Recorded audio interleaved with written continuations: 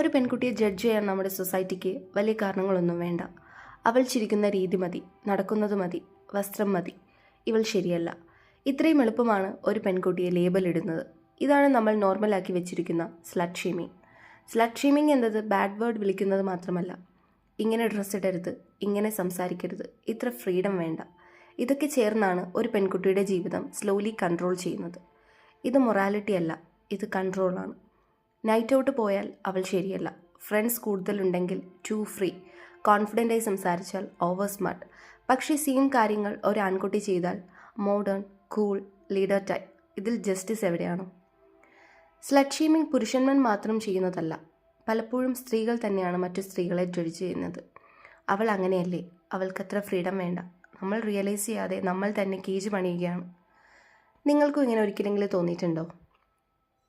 Slut shaming ബോഡീനെ touch ചെയ്യില്ല, മൈൻഡിനെയാണ് heart ചെയ്യുന്നത്. Confidence കുറയും, ഞാൻ തെറ്റാണോ എന്ന ഡൗട്ട് വരും. ഒടുവിൽ പെൺകുട്ടികൾ തന്നെ സ്വന്തം ഫ്രീഡം കട്ട് ചെയ്യാൻ തുടങ്ങും. സൊസൈറ്റി പറയുന്ന ഏറ്റവും വലിയ കള്ളം എന്താണെന്നറിയോ? Good girls are safe.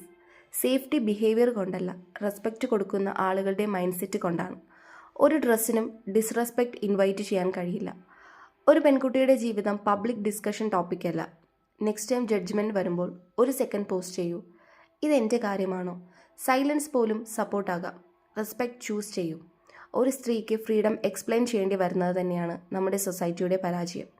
Agree ആണോ ഡിസഗ്രി ആണോ കമൻസിൽ പറയൂ, പക്ഷേ ചിന്തിച്ചിട്ട്.